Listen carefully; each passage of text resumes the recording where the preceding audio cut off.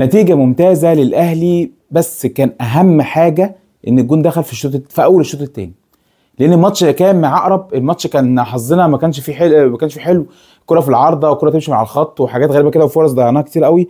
فالجون اللي دخل في أول الشوط التاني من جراديشار، لا كده خلاص الماتش ايه، دي نقطة تحول الماتش كله.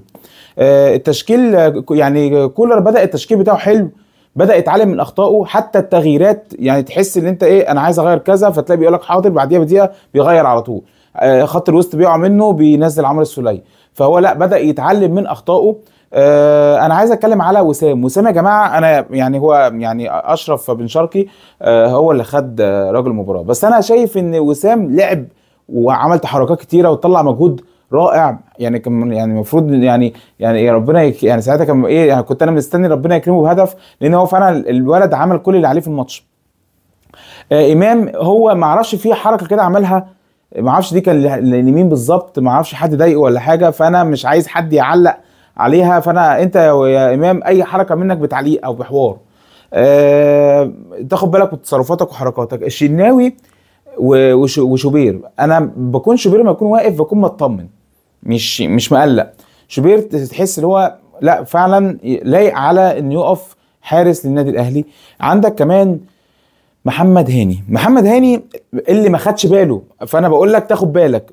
عنده سوء تغطيه رهيبه جدا وقت ما احنا ندافع اي كره عرضيه، بتلاقي الولد المهاجم اللي بتاع طلائع الجيش او مهاجم بتاع فريق منافس اللي بيلعب النادي الاهلي، في الحته اللي بيكون واقف فيها محمد هاني، تلاقي محمد هاني سايبه وهو واقف لوحده. لولا اللي طلائع الجيش الفينش بتاعهم مش حلو، كنا هنلبس جون او جونين. طيب عايزك بقى، يعني هسيب الماتش الاهلي وهرجع له تاني، بس عايز اروح الماتش بيراميدز. بصوا في حته عايز اقول لكم عليها. احنا جماهير الاهلي والزمالك كلنا بنتخانق مع بعض على التحكيم، ومش واخدين بالنا من الاخطاء التحكيميه الكارثيه اللي بتحصل لبيراميدز. سيراميكا بدات الماتش بجون، في جمهور بره عطس. ايه يا ابني في ايه؟ معلش اصل في جمهور بره عطس، في لعيب من نادي بيراميدز وقع، فمعلش يا جون مش محسوب، في فاول لبيراميدز. في يا جماعه الناحيه الثانيه بقى، نرجع تاني للنادي الاهلي، بنتضرب بنتهان اللعيب بيتقتل، مفيش حاجه، ما بيحسبش اي حاجه. فايه يعني في ايه؟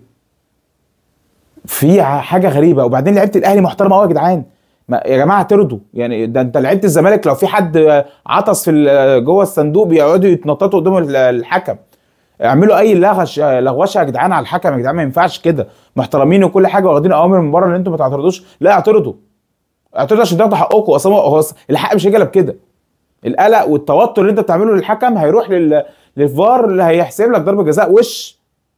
الكرة بتاعت ضربة الجزاء الاولانيه بتاعت الهاند دي اللي جت في ايد طلائع الجيش، المدافع طلائع الجيش دي يا باشا ما اتحسبتش، يعني دي جت هو اتحسبت للزمالك وما اتحسبتش لينا. فصباح الفل يعني، عشان ما حدش بعد كده يقول لي ايه النادي الاهلي نادي الدوله والتحكيم والخرف بتاعكم ده. فالحمد لله الماتش ده يا جماعه او الدوري ده زي ما قلت لكم دوري خطفه وقومه. الدوري ده مش هيتحسم الا بمباراه النادي الاهلي وبيراميدز. والنادي الزمالك عايز اقول له جود باي، انت مش هتشوف دوري ابطال افريقيا. هقعد اقولها في كل فيديو، نادي الزمالك مش هيشوف دوري ابطال افريقيا، ولا هيشوف المركز المفضل بتاعه المركز الثاني مع وجود بيراميدز الفريق الشرس. انا ضحك.